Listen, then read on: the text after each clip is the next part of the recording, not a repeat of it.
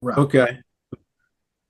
Viewers, peace. Once again, this is A Vision Entertainment, and we back with another live show. Right now, we have another special guest. This man here is a legend. He's a legend. This is MC Breeze, a recording artist, filmmaker, producer, and visionary. You're Wow. also a multi-talented entertainer who's been around since the birth of hip hop in Philly. What's up, man? Yeah. How you feeling, MC Breeze? I feel good, man. I feel real good, man. You know what I mean? It's cool to still be celebrated, by the right folks. You know Right. what I'm saying? And so I feel good, man. I ain't got no complaints. I'm 61 years old. I'm proud to say You don't it. even look like it, man. You look like you're still in your 50s, man. You know what I Yo, bro. mean? Early Yo, 50s. man. Wow. My 50s was nice too. Wow.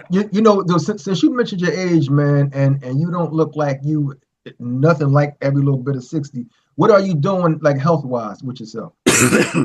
Well, I don't know. That's an interesting question because I was and you're gonna love the answer Okay. because I only got this answer. I was playing basketball probably about 2 months ago, and the young boy Oh presented man. it to me. So my spiel used to be okay. I don't eat pork. Haven't eaten pork since I was probably 5, 6 years old. Okay. My Okay. family was Muslim in the projects, and my Yeah. uncle used to educate us on.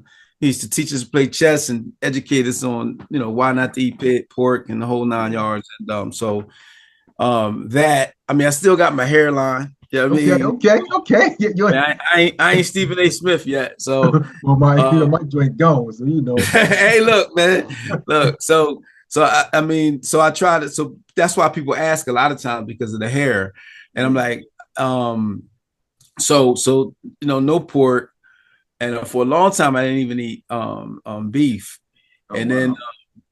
and then just stay. I stay active. I Yeah. stay positive. I don't stress. And I used to attribute it to the fact that I didn't stress. Mhm. And so this young boy was asking me one time, like it was about 2 months ago. So we're Yeah. having the same conversation. I'm like, I don't stress. I say what I gotta say. If I got something on my chest, I get it off. Yeah. I don't hold stuff in like that. I think that stuff is poison. That's right. Um, That's right. and so what was interesting that the young boy said was, he said, well, what do you do for a living? And I Wow. said, I work for myself. I've been an entrepreneur pretty much since I was probably around fresh out of high school. Teenage. Oh, fresh out of high school. Yeah, like a Fresh out teenager. of high school. If you ever watch my documentary Philly Boy, I talk Yeah. about how I went to mass bomb in Philly, Yeah. and um, and my major was engineering, Okay. and I wanted to go to Drexel, but the thing is that even though it was a vocational school, Mhm. technical vocational school, they didn't teach me.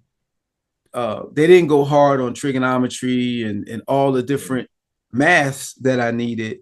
And so when I talked to a representative from Drexel, he's like, "Well, if you don't have these maths, and I'm in the 12th grade now, and he's Wow. like, if Yeah. you don't have these maths, then you probably won't make it in Drexel." And it's funny because thinking back on it, he was just trying to discourage me from going to Drexel because I Yeah. was black. Yeah. It was really crazy. Wow. So, but anyway, so what the young boy said to me, yeah, I've been an entrepreneur since I'm 18. I came out of high school, and my uncle had me selling stuff wholesale. I would go to Third Market, and they got all these little wholesale shops, and we would buy stuff from wholesale places and sell that stuff, and that's how I was making money. So I was Okay. one of those guys you see in Philly rolling the cart around, and Hustler, hustler. Yeah. Yeah. us like Yeah. socks, and I got socks in the Right. bag. I got Yes. T-shirts. pocket out. Oh, whatever you need, I got it. If Yeah. I don't got it Hats. today, I'm gonna That's do it right. like the Chinese do, and I'm gonna have it tomorrow. You know what I mean? So, That's right. so, um, so the young boy, I told him, I'm like, look, well, I've been working for myself since I was 18, Yeah. and he said, that's why you don't have stress. And I was like, wow, I really never put that in perspective. The 9 to 5 You on your is own time. That's why. yes, yes. So Mhm. it's hard times sometimes, it's good times, Yeah. but I've been homeless. I done lived in three people's basements. Thank God they Wow. had me. Wow. Yeah. They let me in. I've been, through the ringer. But for the most part, I've been working for myself as an independent contractor since I was 18, fresh out of high school. I had a couple of small jobs, like I worked at like Roy Rogers. Yeah, maybe about on 13 with Chestnut. Well, no. It was on. This one was on. This was up higher. This was like 40 in the 40th, 39th Street. Okay, 39th Street. I think it was Roy Rogers. And then I worked at Domino's Pizza. I think when I was about 21, and that lasted maybe a year. I got that job because I wanted extra money to help put my record out. I got that job for that purpose. We're gonna get into all that right there. That's special. That's the special part of the interview right there, because you're a hustler. You hustled since you were 17, 18. Before that, I was shining shoes in the projects, and I was like in my 10, 11 years old. What projects? What projects was that? 55th and Vine. 55th and Vine. Yeah, right. Okay, yeah, off of Arch. I live. It's a little. Arch is the Summer Street side. You gotta get it right. Okay. It's the Summer Street side, and it's the Pearl Street side. Pearl Street side. Okay, that's very important for people who live there. Okay, all right. We had wars. We had fights and everything. I mean, it was like, so you got to get that right. Like, so y'all near like McDonald's, where all that's on that side. That's Vine. McDonald's, Vine, but lower. That's 56th Street. Yeah, exactly. Okay. We're on the other side though, because we was at 55th. And when you kids, 56th Street is like a mile away. Yeah, it is. That's crazy. Right? Wow, man. So Shine Shoes, FOI used to come through the projects, man, sharp.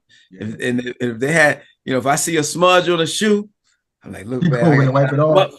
I could shine them up for you. I had the whole kit, man. The shoe shine box where you put your foot on top. You got all your stuff inside of it.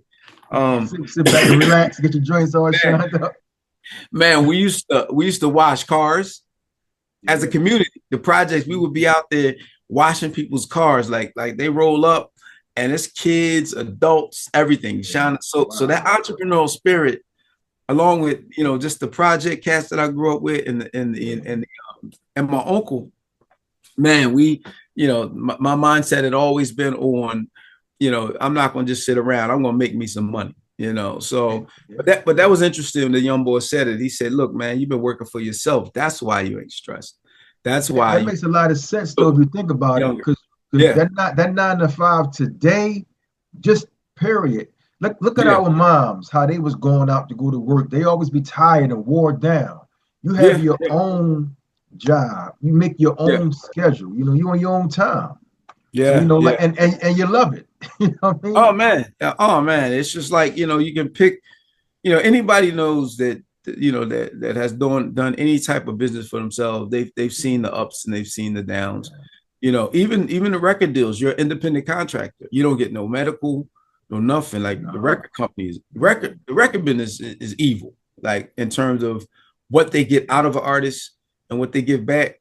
I mean, it's evil. So you still, even when you got a deal, you're an independent contractor. You're responsible for taxes. You're responsible for medical, everything. So even those jobs, you're an independent contractor when you sign a deal. It's crazy because no matter what you do, you still owe somebody when you're in this business. Unless you said you go on your own, what I mean? But it's like they're giving you a loan. They lending you something, but you owe them everything. That's crazy, man. You owe more than they give you. That's crazy. When they're done with it, because there's certain things like even studio time, like they sign you, they record you, and then tell you that you're responsible for the recording. You know what I mean? It's just like it's like being given out a tip at the buffet. Yeah. You know what I mean? I got my own damn food. Tip you for what? Now, So it's a beast, man, and but it's the nature of it. You want to be an artist. I think the beauty of how I started is something that doesn't keep me bitter about the music business because, I started myself. Yeah, you started your own thing. And you're also a West Philly native, like we just talked about. Oh And yeah. and how did growing up in Philly or West Philly influence your style and perspective on hip hop?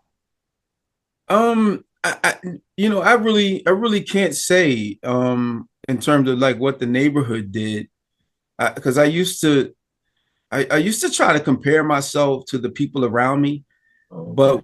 but as I got older, none of the people around me did anything like I did. So it's not so much the neighborhood as it was my spirit. Yeah. Sometimes we might look like people. We might look like we people, but sometimes we ain't people just We ain't because we people. look like we people. You know what I Yeah. mean? Yeah, we're not people.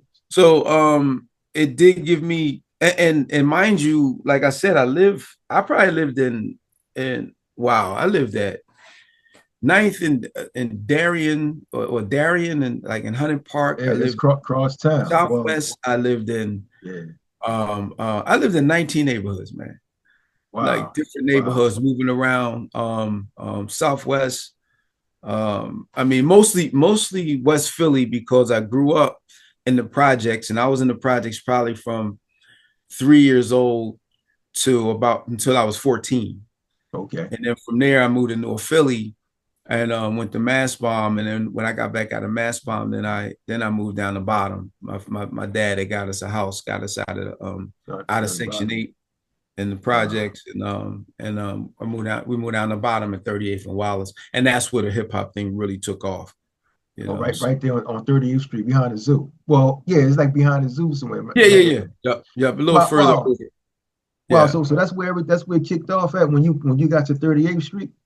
38th and Wallace, 38th Yep. and Wallace, Wow. man. Yeah. My dad was an extreme, rest in peace, was an extreme audiophile. And for those who don't know that term, Yeah. he bought all the digital all the equipment to play Whitman. records Yeah. my dad had. He had the Wow. reverb with the fancy colors in it, Wow. the reverb, the Yeah. EQ, the Old school. amplifier, the Yeah. speakers, the The eight turntable, track. like anything that could play music, my dad had. And when he would get new stuff, he would give me his old stuff. So my first introduction into before I even got down the bottom, I was DJing in the projects. With I was B about Force, right? 13. No, this is the projects. That's Oh, B Force is this the okay. bottom. This The before that. B Okay. stands for bottom. Wow. Wow. Stands for Wow. bottom force. Yeah. So in the projects at 12, 13 years old, my Yeah. dad would give me his old equipment. So I had two BSR turntables and speakers and an amplifier. I run a extension cord under the sliding board because right outside our little house, Old they got school. like a sliding board and Yeah. gravel. It was like the worst situation ever because you fall off that thing. I It's mean, over.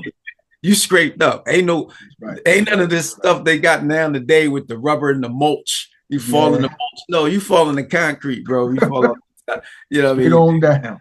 Get on that and don't get on the slide board in in the summertime. It's Yeah. like 400 degrees. We was all like beef bacon sliding down that joint. So, Wow. Wow. but anyway, I put the speakers out there and would play music. I mean, we talking the music probably on my playlist was like Flashlight, Yeah. um, Old school. Can't With, Stand It, James Brown. We got like, yeah, I yeah. mean, so back in that day when there really wasn't that much hip hop going on, we talking, wow, if I was there, it was 78, there wasn't a lot of hip hop going on. What we were doing is stepping though. Something Okay. called Okay. stepping. If you check out my Stepping. man Son of Jan, he'll give you an example. He got a song out and oh man, I hate that I forgot the name of it. Man. You familiar with Son of Jan, Philly? No. He's No. No. remember Task Force? I remember Task Force, the rappers. Yeah. Yeah. Okay, one of the artists' name is Rambo. I know Rambo. I know Rambo. I Yeah, interviewed. Rambo, Yeah. he Yeah. changed his name to Son of Jan. But he got Okay. a Okay. song, oh, 1, 2, 3, 1, 2 step. He's doing the cha-cha dances that we used to do Back then. back Wow. in Wow. 78, 77. So the dance Yeah. he got, that 1, 2, 3, 1, 2 step, that Yeah. only was done in Philly. Oh That wow. dance was only done in Philly. The stepping, you were familiar with franchise dancers? Yeah. I'm sorry, man. Go ahead. You familiar with franchise dancers? No. Grand Wizard Rasheen. And but anyway, they were one of the really groups that really there's still footage out of them doing those steps. DJ Cash Money used to Cash step. Money. Cash Yeah, so Money. we called it stepping. And so that predated actually MCing and DJing. I mean, not DJing, but MCing in Philly. We before breakdancing, we was stepping. And I was glad to see the young boy bring it back. So yeah, man. So I started the DJing and down there, and then when I moved down the bottom, I took my equipment and I was playing my stuff right off the porch, and that's how I got connected with B Force. B Force. So B Force is bottom force, and yeah, that's the crew down there, right? Yeah. Handmaster Flash, Disco Dave, Trevor Flash, Ernie Earn, Kenny Crash, myself, and a host of other Disco Glow. They had females in the group and everything, man. That was they embraced me and let me get on the mic one day, and that started everything. And it was on from there.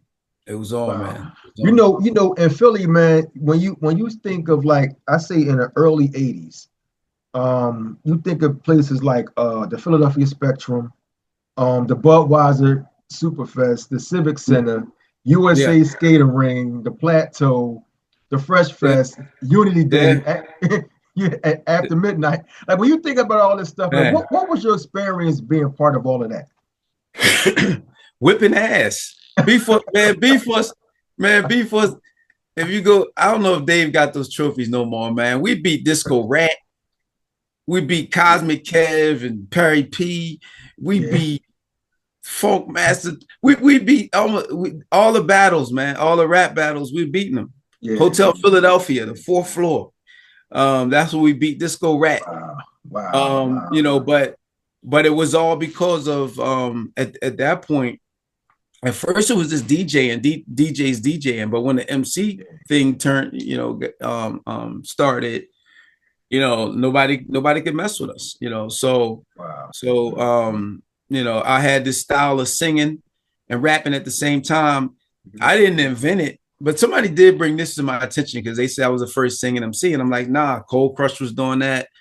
That's what I thought. I thought it was you. Yeah. Well, when somebody brought it to my attention, they were like, well, they were harmonizing.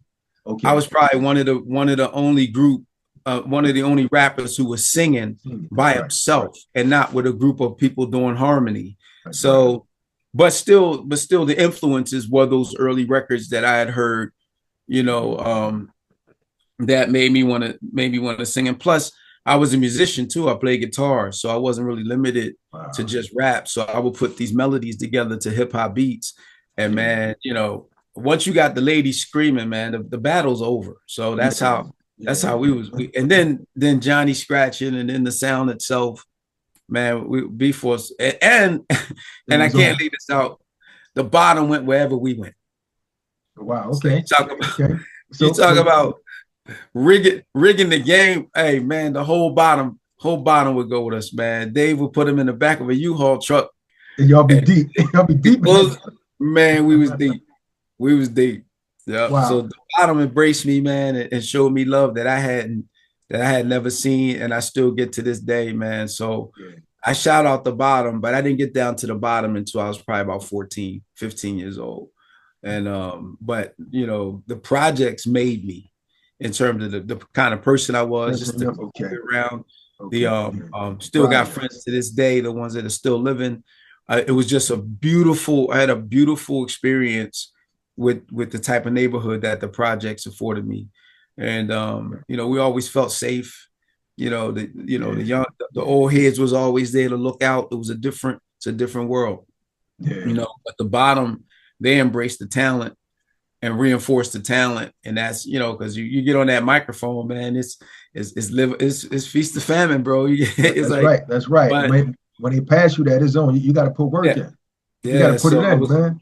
Yeah, I was able to rock the crowd and do my thing. And they've always showed me love. And that was the beginning. That was the beginning of it, So I'm sorry, I got well, when you speak of that, right? Let's say you talk about B-Force on what's near the bottom, right? Yeah. At what point did you or come together? I don't want to say collaborate, just come together with like the Hilltop. We talking ES and all them guys. Well, you know, Study B and all these guys. When did you? How did y'all connect? Because I know all y'all knew each other. Did y'all ever connect together? We connected probably when Philly started getting serious about trying to have an alliance of hip hop artists, because we weren't really the gatekeepers in Philly. They were like they were working with us, but they were working with us to their advantage. So they wasn't really working for like the what I say, the community of the hip hop artists. They were working for what they could get out of us. I mean, a perfect reflection of that is these basement parties that they have. It's 99% New York rappers at the basement parties. All right. In Philadelphia, given by Philadelphia people. With New York. Yes, New York is 99% of the bill. Wow. And so we knew early that us as artists, we had to unite. So we had created this thing called the Greater Philadelphia Hip Hop Alliance. And we started to work together. And that's when I got kind of closer to knowing Steady and ES and them. The rest of them, yeah. Yeah. I met Woody at Cheney University before they had a deal, because he was trying to get me to sign him. Okay. And we had a show, and one night he came by, and, you know, when I got off stage, he had asked me, he said, "Yo, man, you know, how could we get put on?" And I was trying to let him know that, like, look, resources are limited. It's just me. Like, I wasn't making it like that. I mean, I think my first show, I got $100, you know, so, and that was at the Wynn Ballroom. You know, I was going to ask you where it was at. Yeah, it was at a ballroom. Yeah, to show you. I mean, they got a limousine. We're in a limousine, so I'm a project kid in a limousine, and I get $100 too. You know, but I mean, so the money I was making off the music, I just put it right back in the music. So I didn't really have a budget to take on another artist. It was a lot just marketing myself. Even labels don't really try to market multiple artists at one time, because you have to put all your resources into the artist that you're marketing. That's right. That you're marketing. Because I learned that. I signed a deal with 4th and Broadway off a record I had called Superbad. And they shelved that record and told me to do another record. And I did Damn I'm Good. But they weren't pushing it. And they wasn't pushing it. I found out through the grapevine that the company, that they had put so much money in the Masters of Ceremony, which is another group they had. Yeah, I remember them. Yeah, I remember them. Yeah, and that's why they shelved the record and slowed it down, so they could, like, okay, we want you as an artist, but we can't really put the time and energy and money into you right now. Can you wait? And I mean, look, I was like, nope, I can't wait. Let me off the label. And you know, I kind of regret that, because they were a bigger label than myself. And they could have done some amazing things for me if I became priority. But I was 22 and impatient. You know, I'm not waiting. I wasn't waiting for that. And I knew I had the power to put my own music out. So I was like, all right, cool. Well, you know, when you talk about Superbad, I don't know why that song wasn't pushed, because when that song came out, they played it. They played on the radio a lot. And I want to say Lady B or who was before Lady B on the air that was playing on? Kobe Cove and all them guys. I think it was Cole. Yeah. When they played it and it dropped, man. None of them was before Lady B. Well, Lady B was always, she was first. She was first person to be playing hip hop actively on the radio. That's right. Yeah. That's right. But when we heard Superbad, I'm just singing MC Breeze, and that song there, right? We used to rock that, because, you know, I'm from down Morocco, with Francisville, all that. So we used to rock that song all the time, man. You know, we loved that song. And my man D had a big a boom box on the corner, and we was playing that. We was playing that joint, man. So I don't know how. That's a hot record. That's a hot record. It was the first time. It was the first time that I recorded in a 4-track studio. I mean, I'm sorry, in a 24-track studio. 24-track. Wow. I did that. The politics on the record is very interesting, and I dropped this on my Instagram. So, when I started my record company, I was probably a month before my record drop. I was at Second and Banks. I forgot the name of the story. Is that Second Story? I forgot the name of the club at the time. It was Second and Banks, and Charlie Mack was in there working the door or something. Okay. And so we get into a conversation, and he starts to ask me about what I'm doing and that kind of stuff. Mm-hmm. And so I let him know what I was doing, and so later on when the record did come out, he wanted to sign on as my bodyguard. Okay. So we butted heads on a lot of stuff. Like, he's trying to tell me how to run my business. Like, I brought Charlie Mack into hip hop. Wow. And he was doing some stuff with April Records and some R&B stuff that a buddy was doing of his. But hip hop's introduction, Charlie Mack's introduction to hip hop was me. And so the first time what's his name? First Out the Limo. First Out the Limo, yeah. Well, that's from a song I had called Yo Lady Who. I'm sorry, that wasn't from Will Smith when he said that, Fresh Prince? No, he bit that. He bit a lot of shit. You. Oh wow, yes, okay, that was from you. Yes. In 1987, I put out a record and it said First Out the Limo was Charlie Mack. Dun, dun, dun, dun, dun, my man Billy Bill was chilling in the back. Dun, dun. Wow. And then Will, I was out before Will. So then that record was out before Will. Yeah, and so me and Charlie had a falling out. We was arguing at some club, and I was supposed to perform that night. So I took all my equipment to the venue. It was like on Woodland Avenue, and like 48th and Woodland or something there. I forgot the name of the place, but so we're arguing. So he brought us there, the equipment, me and Trevor. Yeah. And he, after the art, while we were arguing, he said, all right, well, if you didn't, find a way home. So I had to take you walk. Wow. He made us take the 13 trolley. Yeah. Or the 11 trolley. I forgot which one runs on Woodland Avenue. Mm-hmm. But so me and Trev had to put all our equipment on the trolley and take it back. So that was the end of our situation. Wow. And so my next record I put out was Super Bad, and there's a line in there says, "Whatever happened to Charlie Mack, don't ask me that. You might take a chance on getting slapped." I heard that.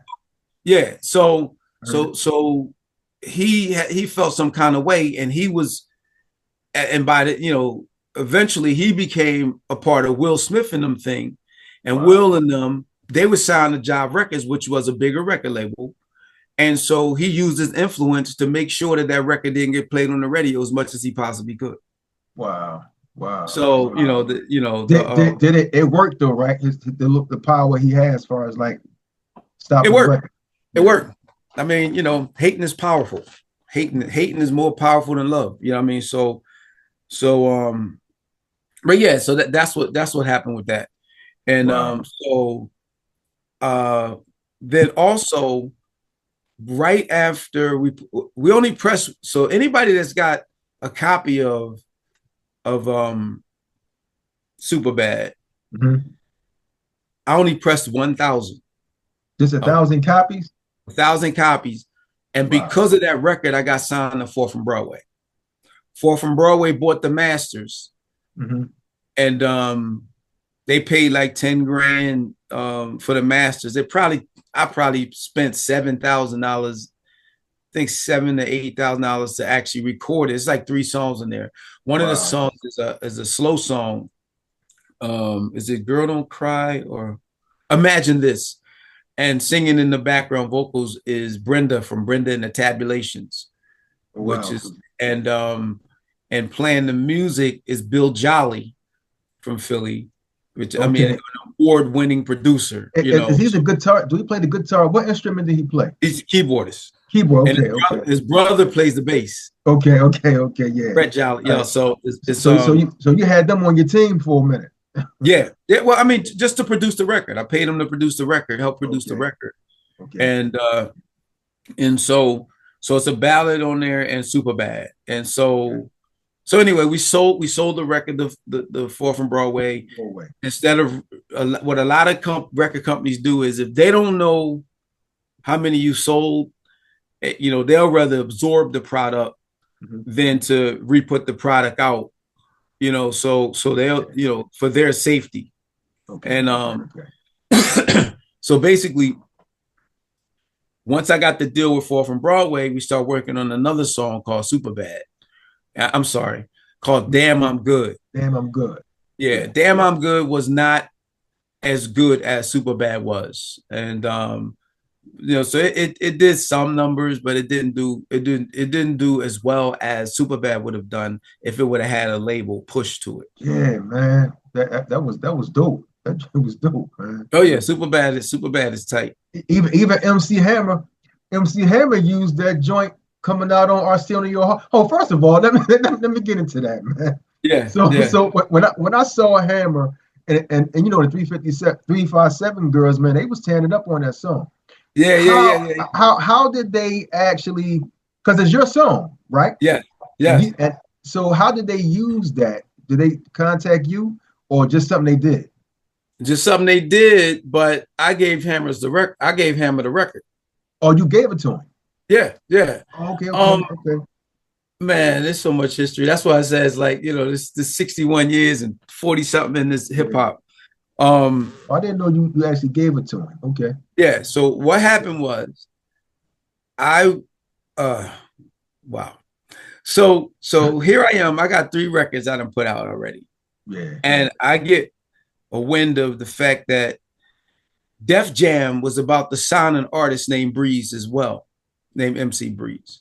LA bro, just MC Breeze. Okay. He's from LA. Okay. Well, they call him Tyson, the young son of no one. Yeah.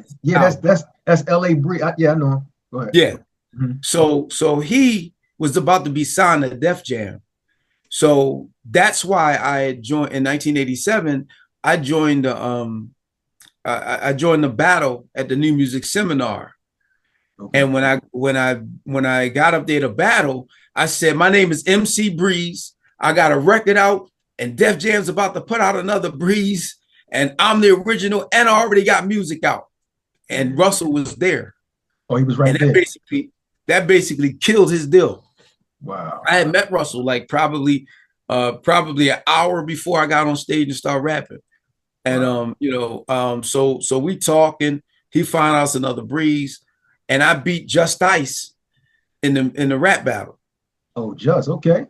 Yeah, I beat Just Ice in the rap battle, 1987 New Music Seminar. Yeah. And so what happened, Hammer was there. Mm-hmm. He had not had records out. This is 1987. And so when I got off now, and the thing is, here I am, Joe Blow, start a label with a pizza job. That's right. That's right. And I beat an artist. He was on Sleeping Bag Records, which was a big label. It was independent, but it was a big independent. Just Ice, right? Like sell some pizzas and put some music out. Yeah. So I beat him, and there was some people who were upset. There was some New Yorkers that were upset because a lot of New Yorkers really didn't want Philly and hip hop. Yeah. So, and some of that sentiment was in the room. And so Hammer walked up to me and was like, yo, man, why are some of these people tripping? You beat them fair and square. And the way I beat Just Ice, was I said, yo, I'm gonna do something I ain't never heard before. I said, I'm a rap and stutter at the same time. Oh, yeah. So I got on stage. I was like, my name's Breeze. I like to take this time to try to say this wrong, but every time I start uttering, I can't stop stuttering. I got a standing ovation just off of that. Wow, killed the audience went bonkers, and that's so I beat Just Ice doing the stuttering rhyme. That was the one. Stuttering rhyme. That stuttering style was the first time that had probably been done in any public forum. And so later on, Will put out a record. That's right. His name is Jeff. Jeff. Right. He stole the same style. Wow. So that's 2 steals right there. He stole the title, Charlie Mack, First Out the Limo, for my record. First out the limo with Charlie Mack. Now, Charlie Mack admits this whenever he has, he talks about his name, he talks about where he got it from and the whole 9 yards. So on that, he keeps it civil. But yeah, so Will put that in his on his record that he's the DJ, I'm the rapper, or whatever. Yeah. But like, and for me, I'm always I try to give the dark side of stuff. So if young people listen, they'll know that this shit you got to go through sometimes. But at the same time, I try to give the bright side. And the bright side is if you have that vinyl, he's the DJ, I'm the rapper. Yeah. My name is in the credits, in the liner notes. You remember how records used to have? It is in the credits? Yes. Okay. All right.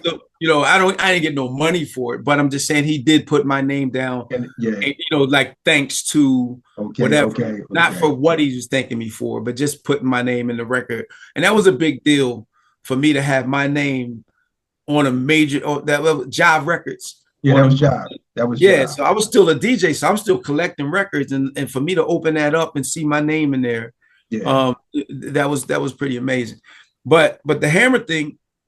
So Hammer walks up to me and he's like, yo, what's the problem? Like, why are they tripping? Mm-hmm. And I was like, I said, well, bro, it's New York against everybody else. It's not really because he thought, since he was from the West Coast, he thought it was a West Coast, East Coast thing. Coast, yeah. Okay. And I said, nah, man, it's New York against everybody else. New York didn't really want other artists in hip hop. And they were real bitter. They were really bitter that Will had won a Grammy. Because I remember KRS-One, I'm walking by KRS-One in the New Music Seminar in 87, and he was just like, I don't know how these bum MCs is winning Grammys. That ain't hip hop. And I think that's where the term "that ain't hip hop" started, is in New York. Because what he said, so I think that was the sentiment. And it's like, because prior to that, I had never heard any other hip hop artist tell another hip hop artist what was hip hop and what wasn't. What wasn't. Wow. If you were involved in hip hop, you were hip hop. You break dance, if you rap, if you're a DJ, you was hip hop. That's hip hop. That's how it was all up through, the earlier years of hip hop, 79, 80, 81. We had never heard this, but when Will won a Grammy, then they didn't like it. That ain't hip hop. That ain't hip hop. Yeah. So it was just really interesting. Will understood, like he definitely copied a lot of the things that I did by making I probably was the first storyteller. Discombobulatorbubulator is probably the first storytelling rap out of the Philadelphia artists. Mm-hmm. And then Will starts to tell stories. And sounded a lot like me, to the point where people would hear me rap and go, "Oh, you sound like Will." It used to piss me off. He was smart enough to understand that he needed to have a broader appeal. So he kept the cussing out, he kept it clean. And naturally, once the white folks get a hold of that and mothers can play it for their children, that is naturally going to be a bigger way to go. That's right. I'm cussing my behind. Discombobulatorbubulator was probably the hardest record to come out in that era. It was bad too. But before we get into the bad situation, the Hammer. I was on Hammer. Yeah, Hammer. That's right. Finish that up. Finish that up. So in the New Music Seminar, Hammer is like, why New York? Why are they tripping on you? I said, because they don't want nobody else in hip hop. And he said, look, man, so we hung out that day. This is a true story. That same night, me and Hammer, we go to Latin Quarters, and DJ Red Alert is DJing, and we battled Just Dice and KRS-One. You and Hammer and Latin me Quarters. And MC Hammer. I swear KRS-One. I swear to God. And guess what? Nobody cared. It was like, It was like, could y'all stop this battle shit so we can get back to the party? Yeah. I mean, if DJ Red Alert was DJing, and they gave me one of those microphones. I don't know how far you go back. The microphone they gave me was like the microphone used to plug into the tape recorder with the real. Yeah. That's the real. But Mike sounded like trash. Yeah, yeah, They the gave cheap me a joint. trash mic, and we did our thing. Hammer did his mumble rap thing. Yeah, I think he the first mumble rapper, but hey, that's what it is. I Hammer. mean, but yeah, I don't know what the hell Hammer be talking about, but Yeah, yeah. that's my dig, because like dude stole all my record royalties. So whenever I get a Wow, chance to wow, bash him, I wow, bash him. Yeah, I'm petty. wow. I'm like Petty Ellis. Don't even worry about it. But But you did pass him. Yeah, how did you okay, get? so okay, here I keep getting. So Yeah, anyway, that's over with. He said, "Look, man, you cool. We even made this. It was like it was like seven of his group, and just me. seven. So he was like, "Look, man, let's get a hotel together. So we got a hotel with multiple rooms, so we could spend less money." So we Okay. had all these people piling in this Yeah. hotel room, and one of the guys that was with him was Reggie, the guy who was in a wheelchair in Boys in the Hood. Okay. Yeah. Yeah. Yeah. Yeah, Yeah. he was like Okay. he was with Hammer before Okay. before the Yeah. movie. Yeah. That was a minute And ago. so Yeah. Yeah. yeah, so he was in the club dancing in the wheelchair. That boy was sharp. He passed away. Rest in peace, Reggie. But Wow. Okay. yeah, so Hammer said if you ever come to California, you can stay at my place and we can hang out or whatever. If you ever come to the West Coast. Yeah. Now I thought it was like I thought he was being Hollywood. Because people from Hollywood, people from he lived in Oakland, not Hollywood. They talk that talk though. Yeah. Until you call them and then they That's don't right. answer the phone. Yeah. That's that should be in the dictionary under the Yeah. word Hollywood. Yeah. For what it Exactly. means. Yeah. It's like I gave Hey. you my phone number, but I didn't mean for you to call me on it. So, Exactly. It's crazy, right? yeah. Wow. But it is what it is. Yeah. And so anyway, so he said whenever you come to Philly, come to Vegas, come to LA. LA. Not LA, the West Coast. Come to the West. Yeah. What I did was I got in contact with him. We stayed on the phone because he asked me a lot of questions about being an independent record company because he was just starting out, wanting to put records out. And so he was working on some music.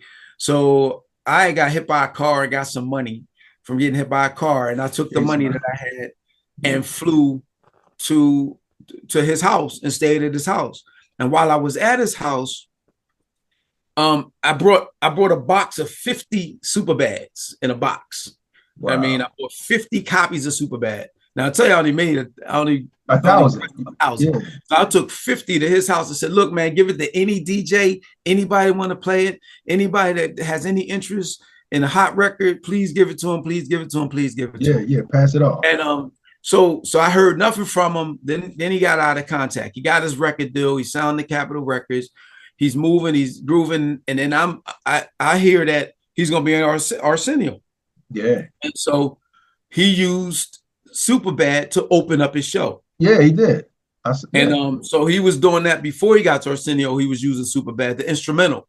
And so So I'm quite sure he toured with that. He had to go on tour with that. Yeah, he was touring with Superbad as the instrumental because everybody in this group knew the record and knew who I was by the time I had, signed to the group as a producer. So that's how the Superbad. That's how, and it's dope listening to somebody who talking to somebody who listened to Superbad was one of their favorite songs, and then I know you must have been like, oh my God, when Hammer came out playing your record.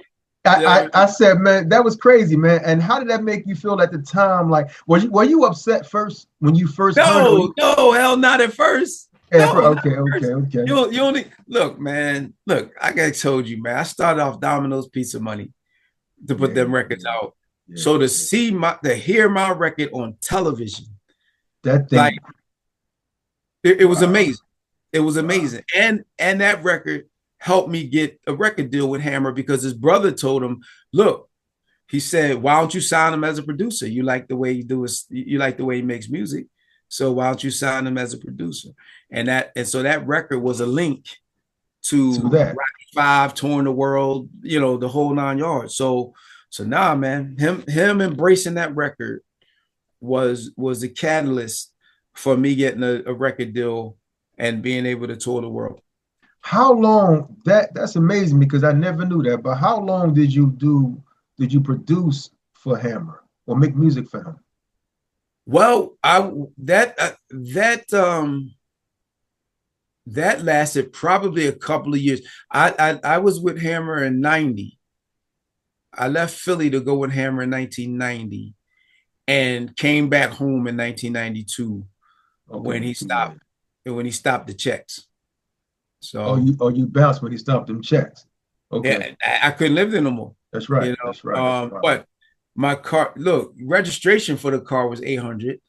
The car note was 800. I was brand new. Wow. It's like, so I was brand new. So he just one day, yo, we can't pay y'all no more. No, he didn't even tell me. It just checks that stopped coming. They just stopped. They just You stopped. bounced. So I jumped in. I had bought well, they were co-signing on it because I had never bought a car before. Yeah. So they co-signed for the car. And so I got the car, put a U-Haul in the back. I said, look, if I'm gonna have to live in the hood, I might as well come back home to Philly and live in the hood. You know, So you so drove the U-Haul back up here? I put the yeah, Back to, I had a Lincoln Town car, so I put one of those trailers on the back, put all my you equipment hauled in it. there, You hauled it up. and Yeah. and got back to Philly. And then Wow. which was interesting because it's so much with the Hammer stuff, man. Like they were like, yo, Joe, we'll buy you any car you need, and which meant we'll finance any car you need. Yeah. And so what Yeah. they ended up doing was when I went back to Philly, like nobody was talking. Well, what happened when we came off the tour, because I toured the world because of Yeah. Go For It. But Right. Hammer really didn't like that. He wanted me to be a producer. And Stick up under him. That's yes, all. and I ended up being an artist by default. Wow.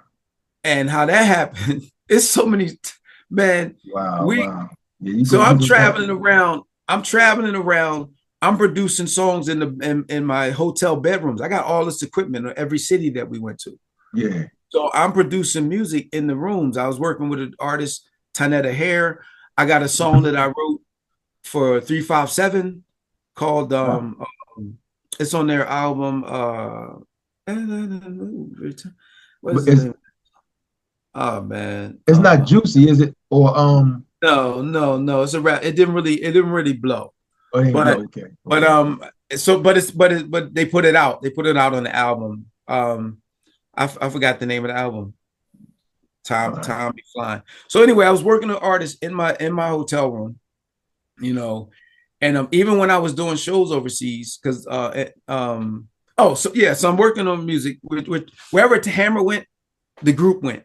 Yeah. And so I was producer producing tracks for he had a long line of artists that he was trying to put out. So him having another producer was it was helpful to help him get these records yeah. made. Yeah. So we're on the bus one day and he gets a phone call from Sylvester Stallone's people, and they want to have Hammer. One thing Sly has always done, he tries to, especially in the more recent films, he tries to put the hottest rap artists on his films, on the soundtrack. That's how you got on it, that Rocky V joint. Right? Yeah, but I wasn't supposed to be the person on it. Wow. I was a producer, not an artist for Hammer. But so they wanted Hammer to do the record. Okay. And Hammer just gave him some old stuff that he already done. And then the title song called Go For It, they gave to a group called Ho Frat Ho. Now, Ho Frat Ho was a dance group. They weren't a rap group. So when they came to the bus, they're like, okay, well, we're working on this track for Go For It. We need lyrics. I said, I'll write them. I'm a Swiss Army knife, bro. I'll write it. I'll do what you need. What else you need? That's right. I mean, I hold the camera, man. I'll switch the room. Like, what we doing? I do a little bit of everything. Man, look. So I said, I'll write the song. So I wrote the song, and I gave them the song, and they're looking at it dumbfounded, like, yo, how do we do this? To be or not to be dope. They're like, but they had like this. I want to say that this Richmond kind of California kind of twang to the way they talked and stuff. Like it was to the lyrics. Yeah. Okay. So I was like, yo, they're gonna need a lot more work to articulate the rhymes that I had done. So I said, I'm gonna do this. I said, I'm gonna go in the studio. Now, mind you, his was dope. Great, man, amazing opportunities, man. I love Hammer, man. I hate that it went bad. I mean, he afforded me so many opportunities. We recorded Go For It in Paisley Park, bruh. In the park? In Paisley Park, bruh. Wow. Paisley Park. Yeah. The Purple Man, the artist Prince studio is where we recorded the Go For It song. Well, my lyrics. Because Tanetta Hare, which is the singer on the track, she recorded in New York because we're moving around. That's right. So, but you take the track to New York, they finished. But the rap that I did, what happened is I went in the studio, I said, I'm gonna do the rap, and you guys copy it. And then that's how you can learn it. So I go in the studio and I knock it out. And then Hammer's brother walked in the studio and he said, there is no way these guys are going to do that rhyme like that. I've been listening to these guys for as long as we've been touring. And they couldn't do it. None of these guys rap with that force, that power, that articulation. Philly, we're known for articulate rappers. Right. Guys that talk, if you listen to EST, you listen to Schoolie, we articulate the English language really well when we rap. So I'm in there like, to be or not to be dope, that's the question. Are you going to stop or keep on rushing? Like the energy and the passion. Now that demo that I did was like one take. And I'm sorry about that. So what I did in Paisley Park is exactly what is on the soundtrack and in the Rocky movie. Wow. I never had to do it again. All that was on one tape, on one track. Wow. Yes. Okay. So I laid it out, and then and went. Then so what happened was they said, well, okay, there's been a change of plans. Ho Frat Ho's not going to be the group to do Go For It. You're going to be the group to do Go For It. And I said, I don't have a recording contract. Yeah. I got a production contract. I was getting paid $3,000 a month to produce music for all the artists. I was basically on salary to produce for these artists. Yeah. So Lewis said, Breeze, look, man, Go For the movie was coming out November of 1990, which was big, right? We were working on the soundtrack in October. So we had to be finished in time to get it in the movie. That's right. So Lewis said, Breeze, time is of the essence. He said, please, will you, do this on the strength? He said, look, all I can give you right now is my handshake. And I said, you know what? You from Oakland, bro. I'm going to take your handshake. A guy from Philly, the guy from Oakland. I think we'll be cool on that. So I shook his hand. He said, well, I got to fly you back to LA right now because we need 2 more songs from you. Oh, okay. Okay. So I got 3 songs on the Rocky V soundtrack. Killed it. All because I was ready to write when it was time to write. That's right. You told him I'd do it.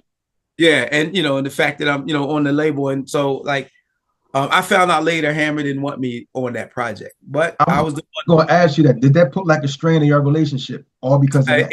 It ended our relationship after the record blew up. Wow. Once I was like I was in the top 10 in Europe.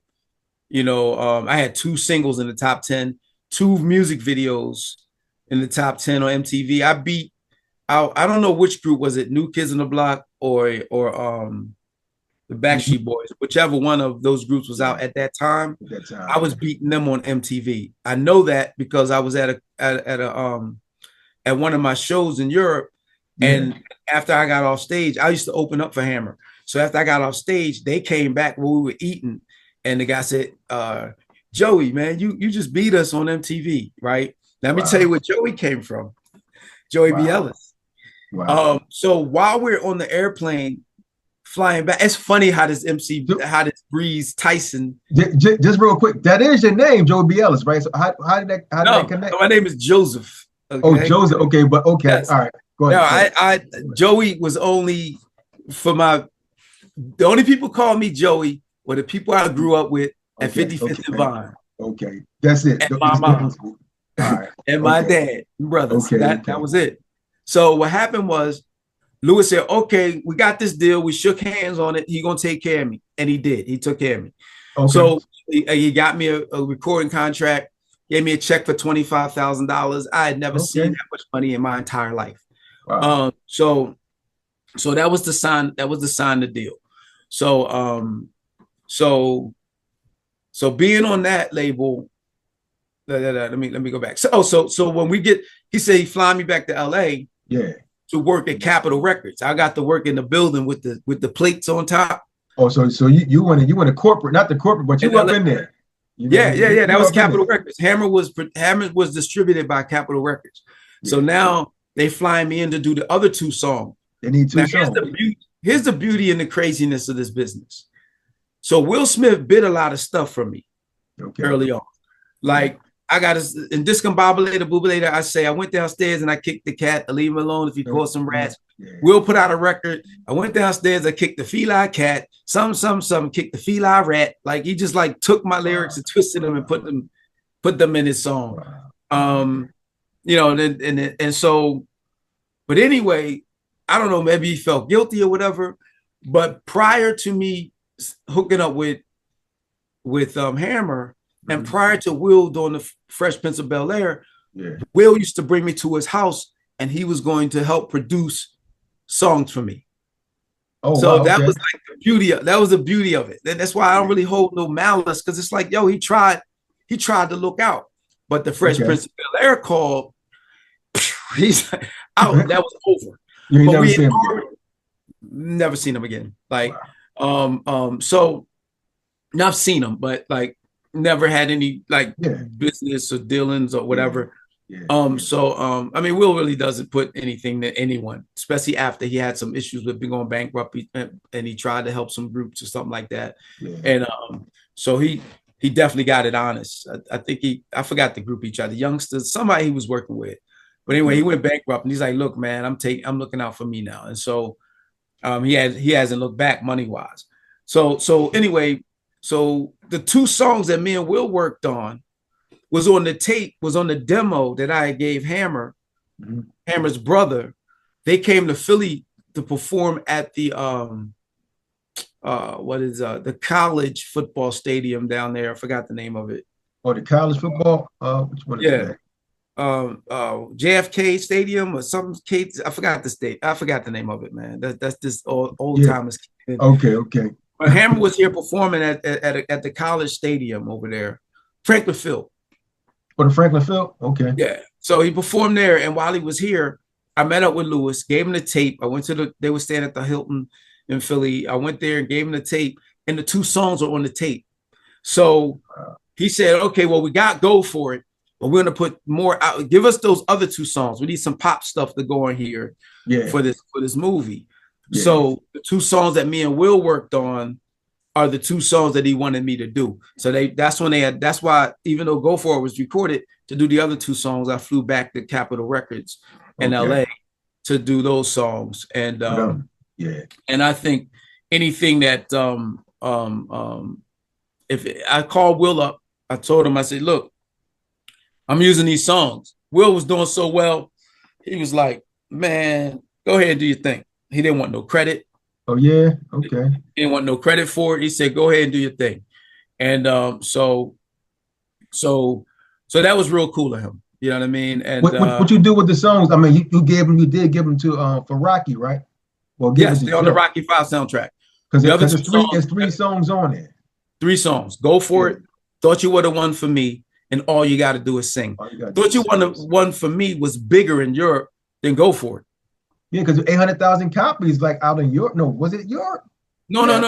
Millions of copies. Yeah, millions. We're talking about the Rocky 5 soundtrack. That's right. Millions of copies. And and I had 2 singles, both singles and both videos. Wow.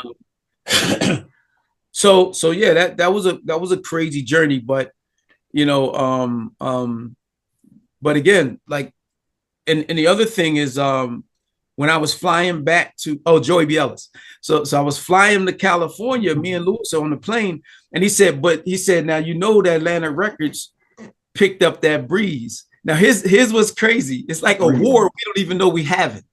Wow. Def Jam's about to put out Breeze. Yeah, other one from LA.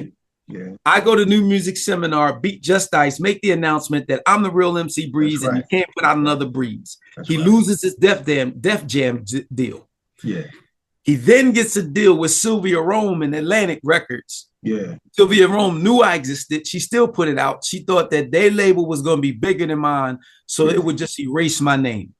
Wow. She put it out. She put the album out. She still put Breeze out, right? Breeze out. Yeah. But if you look at this album, it just says Breeze, not MC Breeze. So they tried to change it up and say, okay, well, he's not MC Breeze, he's Breeze. Breeze. So on this album, it's just Breeze, the young son of no one. Okay. And so anyway, he so here it is. I stop his deal with Def Jam. Yeah. He gets on Atlantic Records. Because he's on Atlantic Records, Lewis says we can't use MC Breeze to do Go For It. Wow. So because we don't have the time to litigate for the name, we have to have this album done in a month, less than a month. It was a rush process. I had time for the other stuff. So if we'd have had time, I could have sued for the name. I had already put out 5 records under MC Breeze. It would have been easy to do, to fight for it.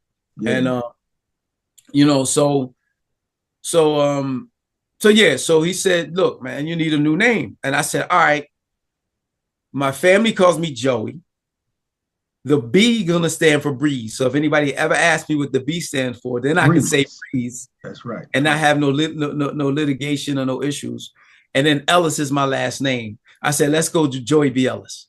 I don't understand it because I'm sorry. The reason why I don't understand it because you was established.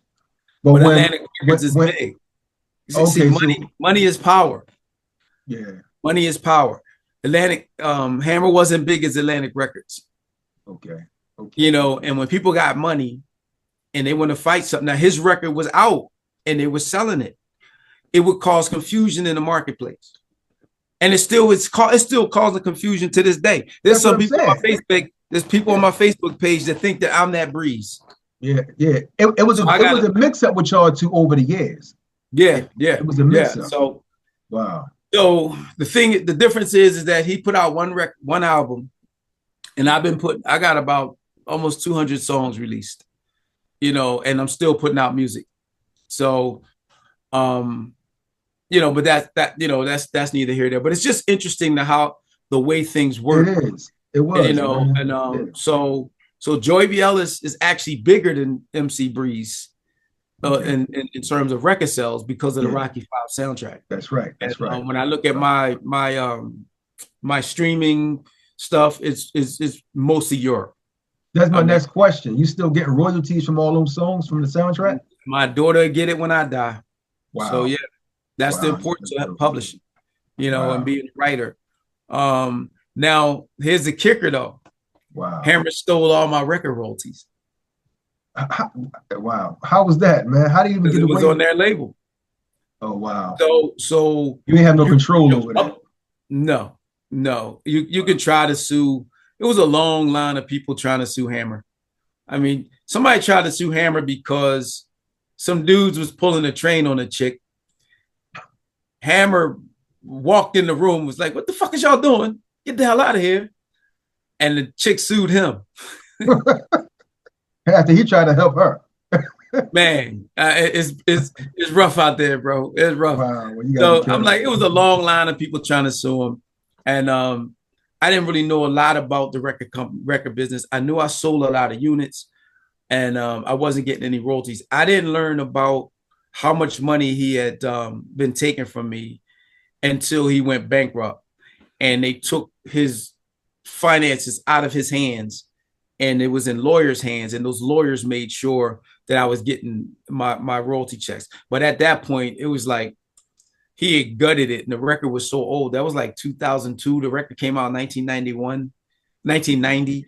And so, I mean, I think I got a check for $2,000, out of nowhere. Because they were handling the masters or whatever. I mean, I currently don't even know what's going on with the record because somebody else owns the masters. And I'm quite sure at this time.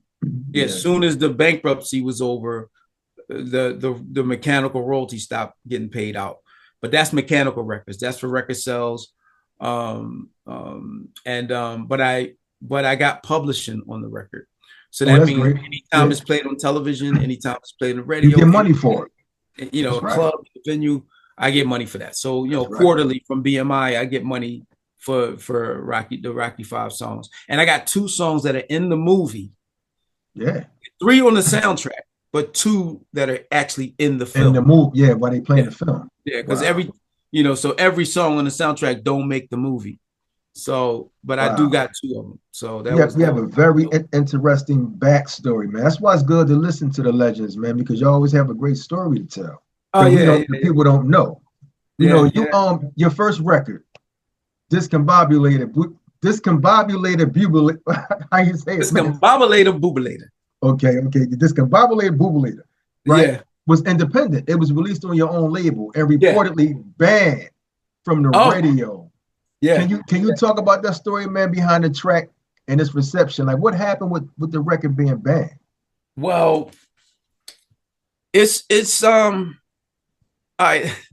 I'm telling you, man, like people, when I say this, like people don't kind of get it. I'm sorry, I'm trying to check something real quick. But let's go through this. You want to talk? It's funny because I was talking to a guy about gangster rap one time. Like, oh, gangster rap, people killing each other the whole 9 yards, right? Mm-hmm. And then somebody was like, "Man, like your record wasn't gangster." Oh, 1 second, like your record wasn't gangster, right? And I'm like, wait a minute. In the beginning of that song, first of all, I diss a cereal brand. Captain Crunch. I said Captain Crunch ain't crunchy. Yeah. It's soggy as hell. That's right. They call it Captain Crunch. I kick a cat on the roof. That's right. No, I throw a cat on the roof. Yeah. I go into a Chinese store, call it the C word. Yeah. I pull out a gun on the Chinese guy. In the Little Jack Horner part of the rap, I talk about the guy writing graffiti and going to jail and getting screwed in the butt. They banned it. It should have been banned. Wow. You know what I mean? I mean, it's just so much. If you talk about that, man, that record, like I said, this is still a cereal brand, cruelty to animals, freaking cruelty to Chinese, freaking pulling a gun out of the record. See why they banned the album. And like, look, the cussing alone, like, you know, it was just like, look, man, it was just, I did what I felt. And here's the funniest part. I went into the studio to do a song called It Ain't New York. That's what I went in the studio to do. Yeah, it's a rap battle. At the Spectrum, you did it. You did that at Spectrum in 86.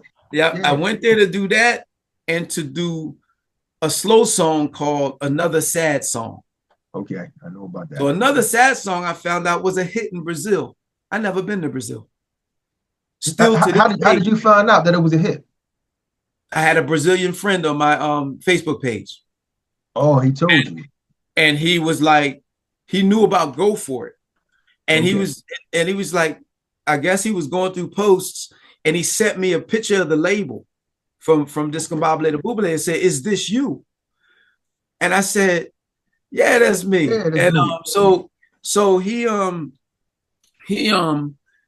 said, "Oh man," he said, "Man, this song used to make women cry in the club." Wow. It was another sad song. He said we would play this song and women would be crying on the dance floor because the song is so sad. But it was one of their favorite songs and favorite requests when it was time for a dance song. And you never knew it. I had no clue until about, I want to say a good 7 years ago. We talking about a record I put out in 1986. Wow, sad song. I had signed, what happened was I did a deal with a label called Prelude Records, which had a group called D-Train. Yeah. And they did a song called Must Be the Music. Yeah, must be the music. Turning me up. Must be the music. Yeah. So they signed Discombobulator. They basically bought the rights to Discombobulatorbubulator. And I had a manager guy. After I put the record out, I got this guy to be a manager of mine, and I won't say his name. He's passed away now, but he negotiated me signing Discombobulatorbubulator away for $3,500, bro. Wow, you know that song was way bigger than that for 3,500. Yeah, but they were promising more money down the road, that kind of stuff. And no more money came. And I did a remix. They said you need to do a remix. I did this remix, which I absolutely hate. And they charged me. I had to go in the studio and record it with that money. With the 35 they gave you? Yes. And the manager got me a lawyer, and he wanted $900 to draw up the contract between me and Prelude Records. And again, Russian, young, 21. I think it was written on a freaking piece of paper in cursive. But that's, those are the dark times, right? Yeah, I think everybody got a dark time in this industry. But my upside has been so amazing that I don't really focus on a lot of that stuff. Everybody's going to have those growing pains and those issues, growing through that stuff. I didn't know what I was doing, bro. I just wanted to put a record out because people told me I couldn't. Yeah, that was the business.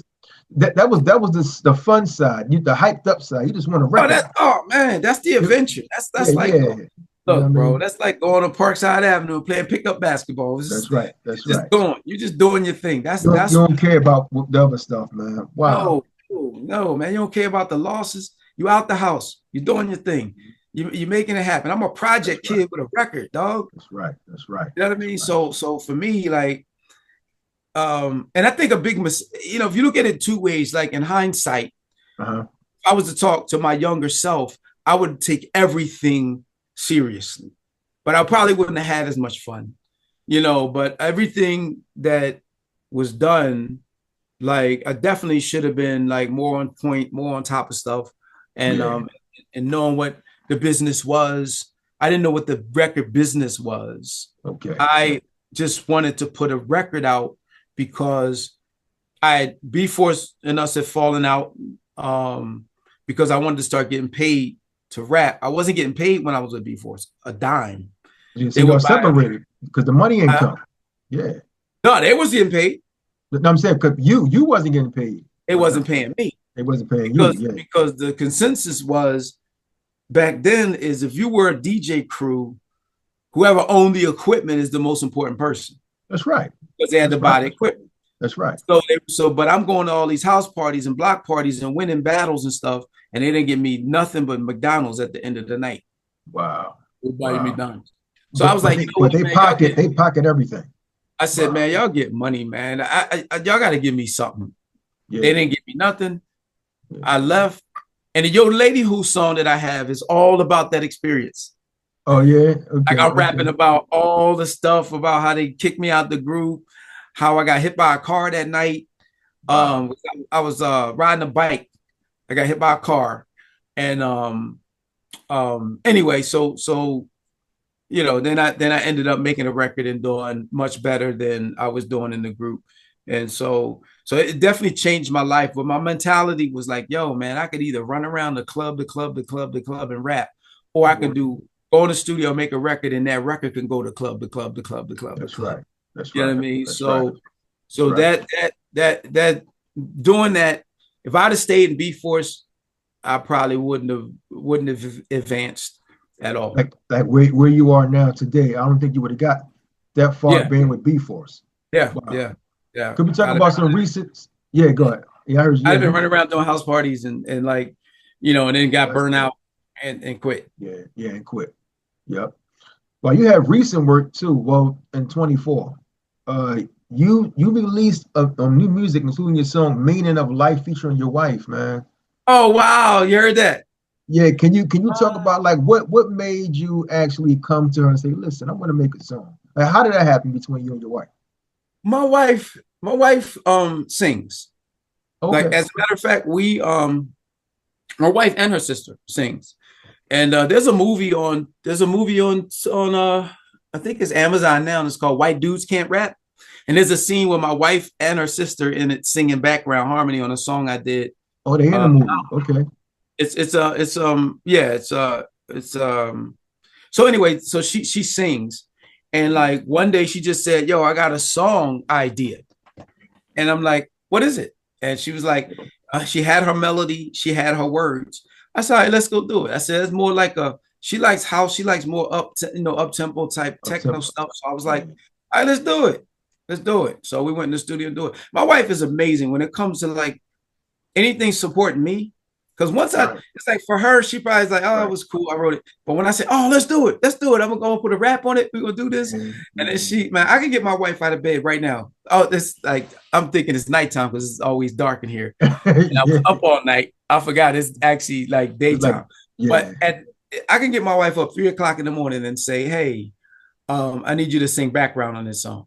That's dope. She'd be down here in pajamas, man, standing in front of a microphone, getting it in. But for that song, you know, she had an idea, a creative idea in her head, and I was just like, okay, well, let's do it. Let's do it. She's like, sitting for the meaning of life. You know what? I would have never thought in this interview that song would come up. That's right. But yeah, man. Like, and did y'all think about doing a video? No video for it? We thought about it, but we 61. What are we gonna do? The Smokey Robinson dance? I'm gonna just bust out with my Smokey dance, stand there. What we gonna do? If you got any ideas for a music video, I'll take them to account and I'll make it happen. We'll do a video. You can give us sitting at the table, your wife with dinner, and y'all just singing to each other. You know, there you go. That. We can grab some vacation footage. We can put some stuff. There you go. South Africa, and like matter of fact, that's a good idea because we've been in South Africa. We've been like she's been in Thailand and like all these different places. I was in Taiwan, Thailand. I don't know. I always get them mixed up. Taiwan. But the beauty of it, man, we had a few songs we did together. Stuff she did like background. I have a song called Paranoid. It's like a Halloween song. She's like Paranoid. She's singing in the background. Okay. But here's a definite milestone and highlight of our relationship is I think in 2010, I mean it's a minute, but 2010, I got invited to go to Bucharest, Romania. Wow, Romania. In a greatest hits of the 90s concert, sponsored by Jack Daniels. Wow. So Tynetta Hare was the singer on Go For It. But there's no Tynetta Hare around. So my wife went with me. Oh, she sang the book to it. So we had a vacation / job. You know what I mean? That was dope. Y'all was busy. Oh man, I'm out there with my best friend on stage. Like what more can you ask for? She on stage, man, singing, doing her thing, and you know, and we killed it, man. And so yeah, man. And on the show, to give you an idea, rest in peace, Coolio was on the show. Coolio. Snap. Okay. Was on the show. All right. Turbo. Turbo B or breaking. Oh, Turbo. I got the power. Okay, yeah, that's Turbo B. Turbo. Yeah. Because Snap is the group. Technotronic. Okay. CNC Music Factory. CNC. Wow, that was the old school classic. And myself. It was a greatest hits in the 90s concert. And y'all should have brought that to Philly. Man. Y'all should have brought that show to Philly. And anything I'm on in Philly, they probably get me up. They probably throw me off the show. But I got two more. Only got two more questions. I got a whole bunch, but I know Okay. I got two more. One, when they have like Charlie Mack and all them guys, when they do old school hip hop or We Lit, do you get invited to any of those shows? No. Oh, not at all. Only time we get invited is we not getting paid. So here's the game. The way that was playing. Philadelphia get no love from the gatekeepers in Philadelphia. Not Philadelphia as a hip hop creating community. Yeah. You know, the young people really don't know us. And that's because the gatekeepers don't keep us rocking. The gatekeepers don't keep us, keep us doing our thing. I mean, there's some small venues that I forget. I wish I knew this promoter name. And he had did a show with Yvette Money, Malika Love. He wanted me, but at that point, I've been so burnt out from Philly stuff like that, man. But for the most part, they say that we're not a draw. So when they do these basement parties every year, what they'll do, what they used to do to us before Clear Channel kind of took over, they would call all the rappers from Philly to come into the radio station. Okay. Right? Now we're not on the show. And we know we're not on the show because we hear the commercials. You know, coming to Lady B birthday party, party. Big Daddy Kane, MC like that. It's like all these freaking New York artists are coming. 99% New York artists. And once in a while I think they had Cash Money there. But then they would bring us to the radio station. For us, it was like a family reunion. It's all it's all of us. It's all the people I love in hip hop. Yeah, everybody came up crew, with. Schoolie D. Schoolie D. What's that? Crown Rulers. That's Jersey, but Larry, all them people, You know, so we all in there, but none of us are getting paid to be on the show. So what they would do is bring us to the show to make it seem like we're a part of the show, but we're not getting paid for the show. So they can ensure that the people that love our music will show up. So it's like a using technique. They want to use you. Yes, they use us. Wow. And then eventually we got wind of it, because the cool thing we used to be able to do before Clear Channel took over is we would at least be able to shout out something. It's free radio time. So it's like, I got a new record out and blah, blah, blah, blah, blah. And anybody else is doing anything actively, they can say, I got this happening, that happening. When Clear Channel came, they eliminated all that. You couldn't shout out your mama when Clear Channel came. Wow. Because everything to them is a commercial. Wow. That you potentially making money off of. So if your cousin sell water rights, you can't say that. If like you can't say, and then they was like, no shout outs, just I'm MC Breeze, and it's gonna be a dope show. Yeah. That's it. And then we show up to the show. The day that I stopped coming was, I don't know what year it was. I know it rained like cats and dogs that night. And they allowed each group to come out and do a song, like Philly groups, for free. So they gave us a pass. At the Dell or at the Dell. Okay. It was Dell at the Dell. They allowed us to come out and do the show. And so in the middle of my rhyme, after I did the first verse of Discombobulator, once I got to the Chinese food part, the music stopped. They stopped the music. Oh, they stopped it. So I did the song in acapella. Right in front of Mayor Nutter to show you what kind of when it was. So Mayor Nutter, and I'm like, Chinese food, the whole joint I do. And I said, look, I'm from the old school. I don't need no beat. I go acapella all day, drop the mic and got off stage. So that wasn't the worst part. I found out later, to their credit, they told every Philly artist to only do one verse of their song. Oh, wow. Okay. Nobody told me that, though. Or if they told me, I didn't hear it, whatever. He wasn't aware. He wasn't aware. He didn't know. If that was it, I would have just did the Chinese food part. Yeah, but anyway, so that wasn't the worst part.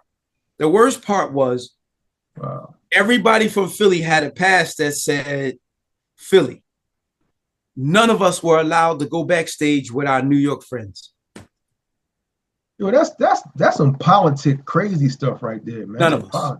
Because we was the unhired help. That's right. We were the unhired help. And all those artists that was getting paid, friends of ours. Some of them we got their phone, we got their numbers in our phone. We can't just go backstage and holler, yo, what's up, Kane? What's up? Who's there? I think they wouldn't even let y'all back there. Wouldn't even let us backstage, bro. Salt and Pepper was there. Dougie's I think Kid and Play was there too. Yeah, that it was a rain. I know it was raining that night. It was raining pretty bad. That was my last do you dirty basement party, as I call them. But that's the thing, man. They say that we're not a draw, but the promoters are really the ones who are responsible for making you a draw. Yeah. It's just like the thinking. I don't understand the thinking. If you got radio if you got the power radio, you got the power voice, you make the people in your neighborhood and in your city large so that you can hire them to put them on shows and make money. You make them a draw. That's right. As a promoter. That's right. That's why the term is called promoter. You promote the artists so people will want to see them. And then but they don't do that. They wouldn't have to pay hotel fees. They wouldn't have to pay, to get us there. All they have to do is pay for us to do our shows, and so but they don't do that. And Philly's always been like that in terms of like the gatekeepers or the people that aren't really artists. They've never looked at the hip hop community of Philly as a whole and did anything specifically for us. The battle Philadelphia against New York, the first time I got to perform at the Spectrum, which was absolutely amazing. That was 86, right? Oh my God. 86 or 87? That was 86. I forgot the actual year. Yeah. But I know it's one of those. But that was amazing because, come on, man, the Sixers played at the Spectrum, bro. Yeah, at that time. Yeah, that's right. And now here I am on stage in front of all these cats and all these Philadelphia artists against these New York artists. But guess what? A guy from Camden put that together. What Righteous Teacher? No, the promoter. Who was Big the Scott. Oh, Big Scott. Okay. Big Scott Productions. Oh, he did that? Big Scott did that. Big Scott is the only promoter that I know of that would put me and my small pizza label, a record label built off Domino's pizza money, on the same stage with Public Enemy. Yeah. On the same stage with Queen Latifah. On the same stage with major artists. Big Scott is the only promoter that made sure that he would take an artist that's just coming up, pay them well, pay them more than, I mean, nobody's never paid me more than Big Scott. That. Yeah. Nobody. I think he still do shows too, I think. Yes. I just talked to him probably about a month ago. His birthday like June 26th or something like that. And I think I was like 5 days late. He always hit me up on my birthday, and I never hit him on his. So this year I made a point to hit Big Scott up on his birthday, and I was 4 days late. Wow, I hit him up. That's good. You still hit him up though, so you thought about it. Scott, my man. Scott to me, Scott is like unsung. He need to have a whole story just done just about him, man. Wow, and his promotion stuff, the stuff that he's been through, the artists and stuff that he's helped and promoted. That was an amazing night. It was really an amazing night. And I remember my brother who passed away, Kenny Crash. He probably was the best rapper to come out of the bottom. Kenny Crash. Even over me, man. That guy, he was a rapper's rapper. But we had two philosophies about rap. Me, I rapped for the people. He rapped against rappers.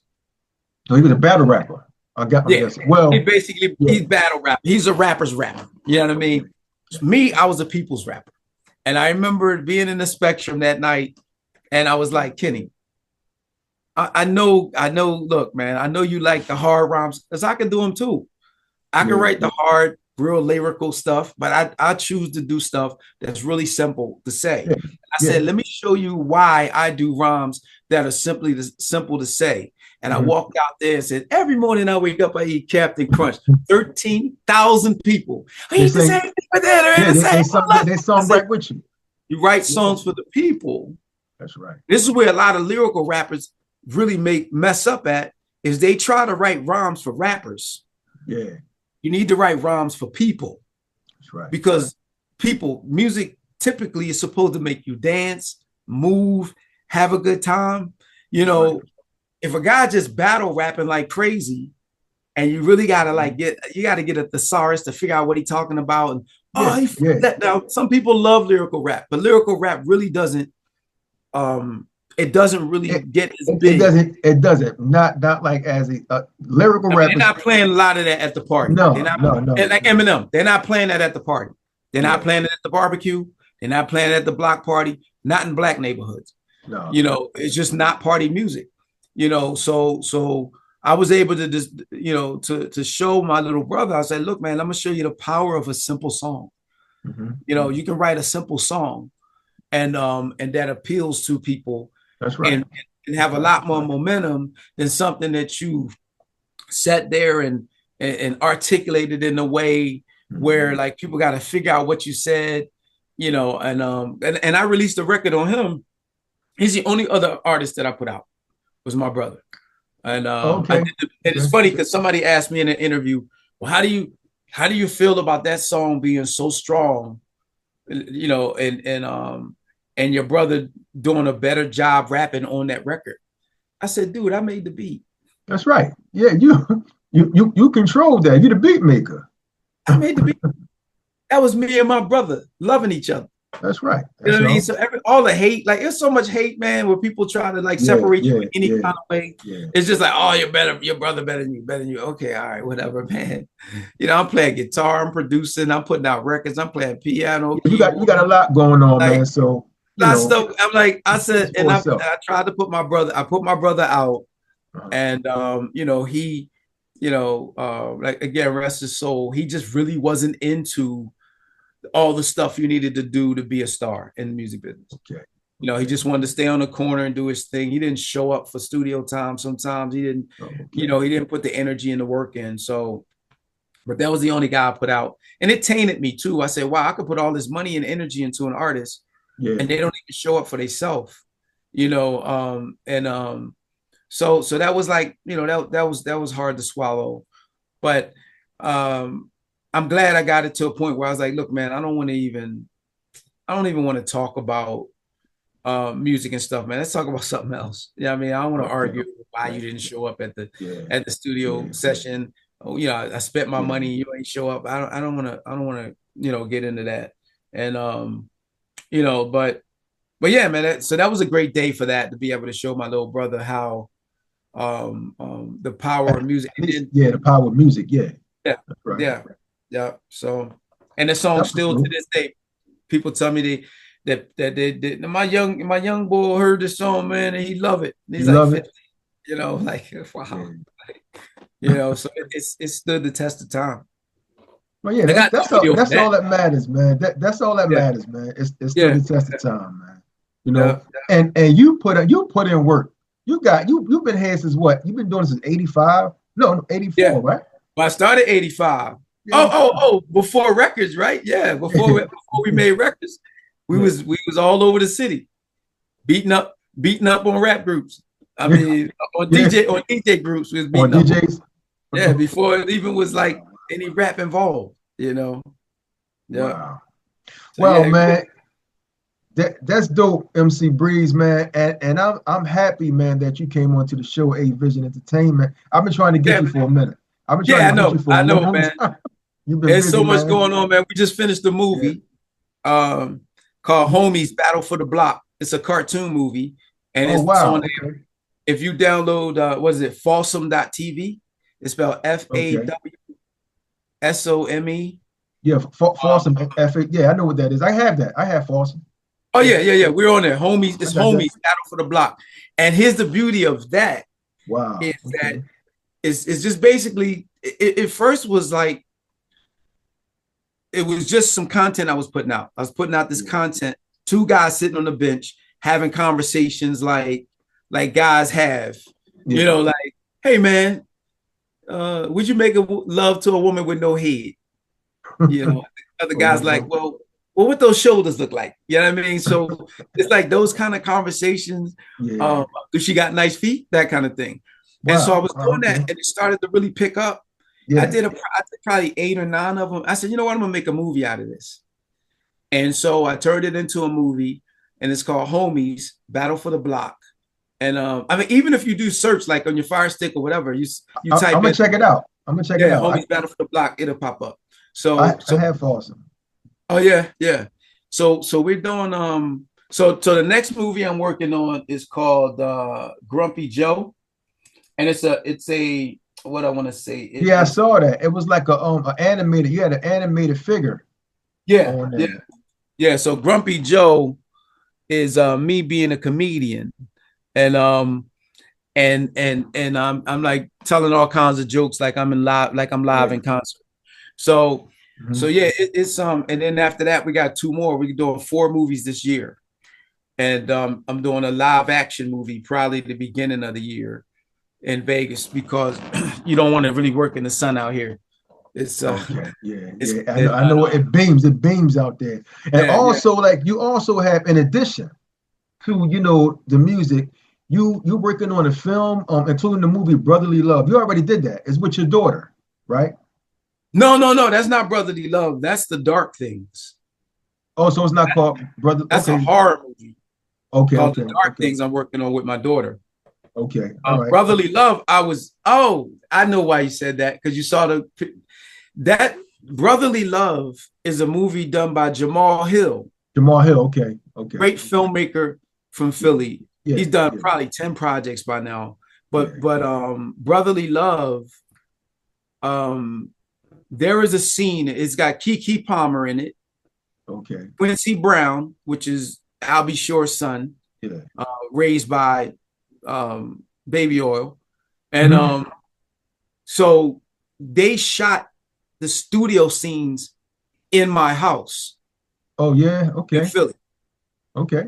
So the picture you probably saw of me, my daughter, and it's like Keke Palmer.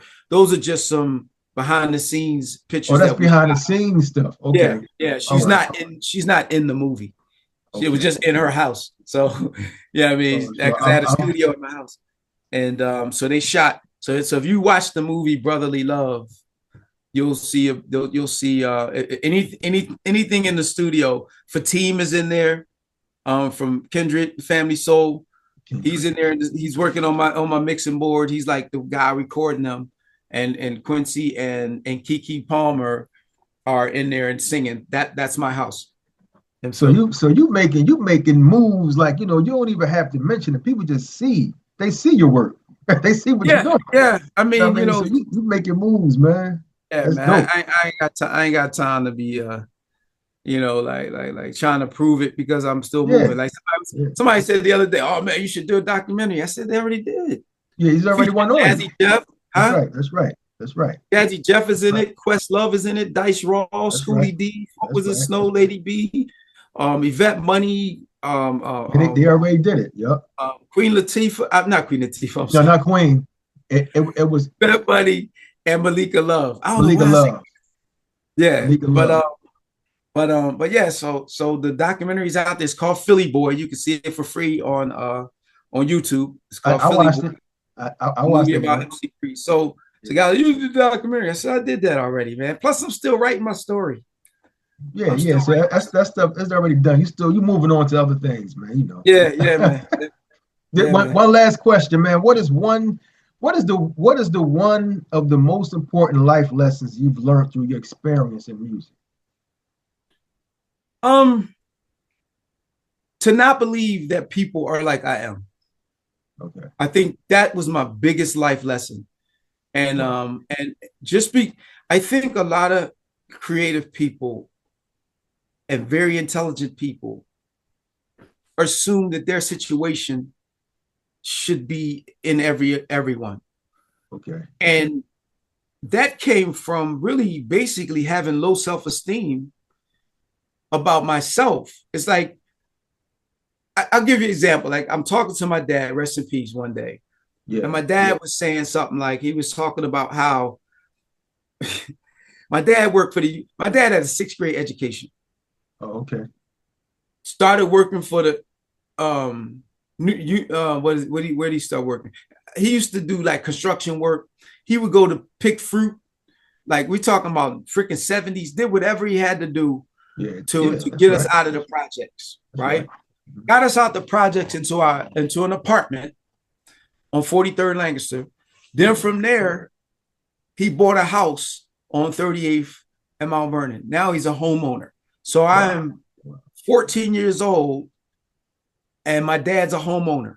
I come from the projects. So this was brand new. This is what my dad did with a sixth grade education. Then he took and he got a job working for the Youth Study Center. Okay, the first one, Pennsylvania. Yes, the first one. Yeah, he was a cook in there. Okay, and they call him TJ, Thomas, and so he's talking about how a lot of his friends didn't have what he had. Like, so he driving around in a brand new at the time it was like 2018 Mercedes. And he driving up on his buddies. He would always have liquor in his car. Yeah. And so he used to sell drinks out the back of his car, right? To his buddies. Shots yeah, exactly, right. So they all sit down in Belmont Park getting their drink on. I mean, my dad, he was 70 something.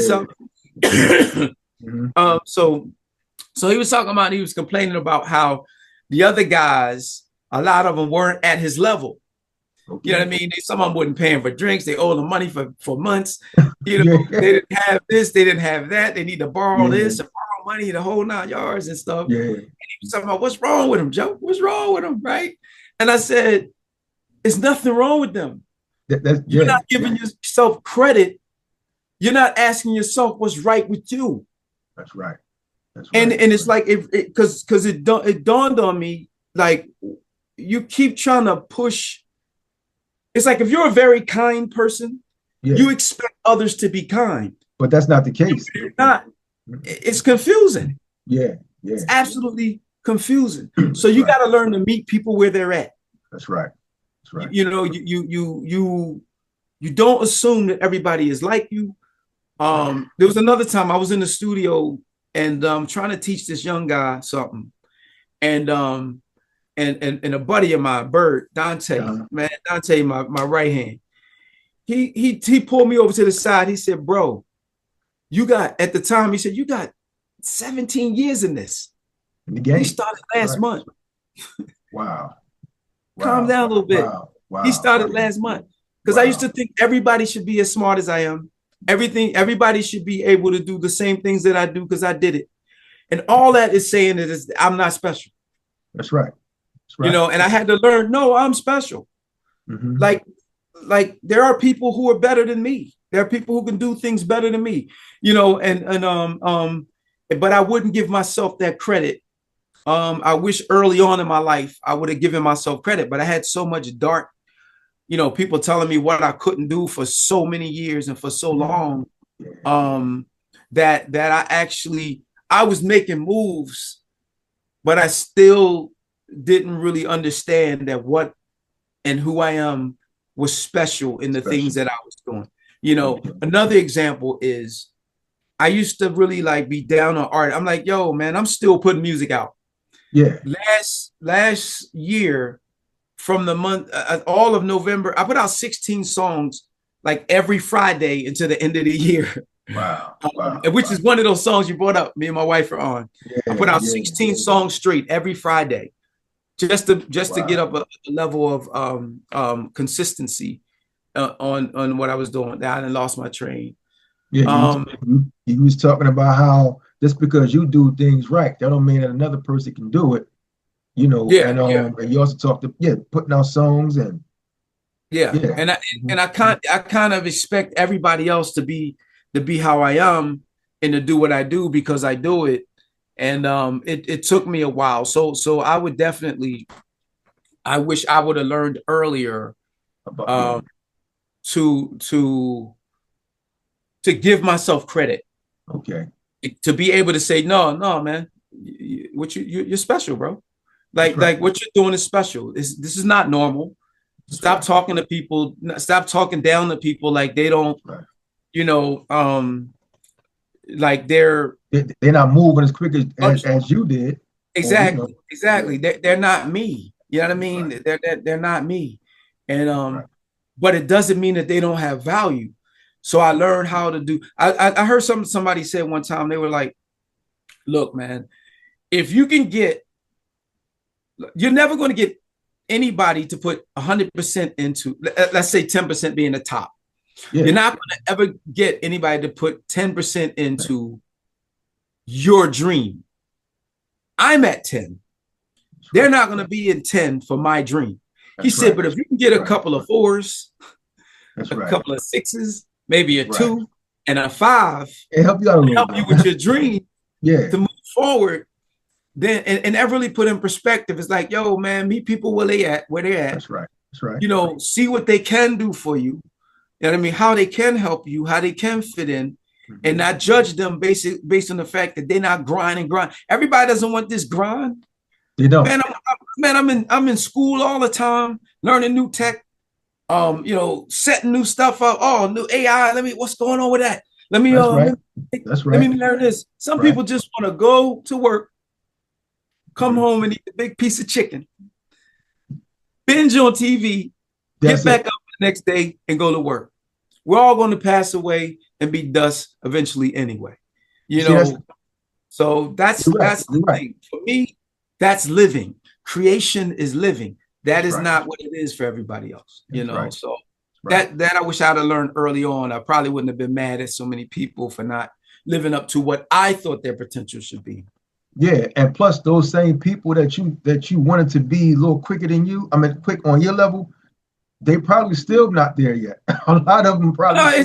They didn't want it. It wasn't really their dream. It wasn't their dream. This was your dream. Yeah, you know what I mean. Yeah.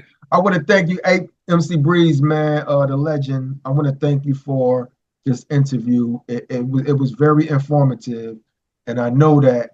This is pre-recorded, so people are going to love it. Once I edit it, I like to edit all my stuff up. Then put it, you know what I mean? But I thank you, man, for that, man. So, you know, just let the people know exactly what what else you have going on, any upcoming projects. We just talked about that, but you can say it again if you like. Yeah. What else do you have coming up? Wow. So the next movie is called Grumpy Joe. Grumpy Joe.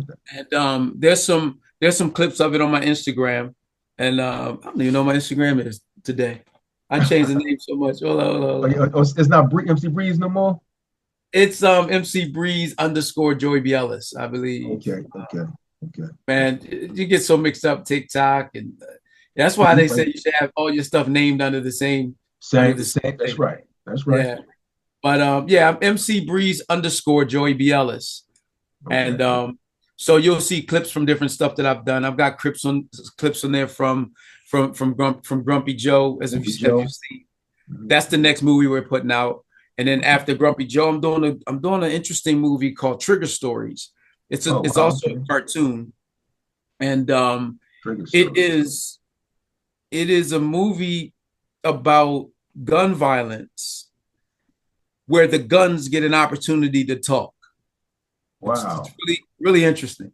Basically, it's like a news reporter. Oh, guy, kids got a 12-year-old boy shoots a young girl and murdered her and blah, blah, blah. And then the guy comes on, a reporter, and then you get to hear the gun tell the story. Wow. And the gun's telling stories like, look, man, I wish I would have never ended up in a child's hand. Why does she have to put me in, under her pillow instead of putting me in a gun box? Wow, that's deep, man. That's different too. Yeah. So that's trigger stories. And so there's several stories, several shootings, and the guns, and it's a cartoon. It looks like a Pixar style cartoon with the guns, and so Trigger Stories is after Grumpy Joe, and then my wife wrote a movie called Girl on the Side, and that's about a side piece who is analyzing her place in life and in the different men that she slept with and that kind of stuff, and how she rationalizes it and how she understands that how she got that way and her journey to going from being that to getting out of that pattern. That's deep. Yeah. Man. And then there's the Scrums. The Scrums is a cartoon about me and my two brothers. Really, it's how I keep my brothers alive, because I lost both my brothers. My youngest brother's still alive, but he's brain damaged for life. He can't function. Okay. So he's in Philly at University of Penn on 36 and Chestnut. Yeah. In a nursing home. I guess it's a nursing home or what, I forgot. It is. It's like not a hospice, but it is a nursing home right there. Yeah. Yeah, but it's in a hospital, so it's like sort of like it's in a house. There's nurses and doctors in there. So, and then my other brother was murdered. And so the Scrums is me and my two brothers. And we're a rap group. It's just that stuff gets to me. But we're a rap group and we're trying to get a record deal. And so we go to a radio station. The radio station says that we need to be viral and in order for them to play it. Yeah. And so we start making negative raps. The negative raps go viral. Just to go viral. They get popular, but the negative raps are about their family and friends. So they're losing family and friends in terms of like, and then they ultimately, realize that their sacrifice really isn't worth it. And they start to make the music that they want to make. So they basically use the negative stuff as a platform to build themselves up. And then they start doing positive stuff. And that's the Scrums. Now that's the movie, but we've just made a decision. Probably we're probably going to do a series for it. And it's I think you should, man. I think you should, keep it going, man, with the series. Instead of because there's, it tells a lot of the stories and stuff that I went through, stuff with the gatekeepers and how you can be from Philly and have a hot record and the gatekeepers in Philly won't play your record just because you're from the same city. That's a sick mentality right there, man. Oh, it's sick. But it's like, it is what it is, man.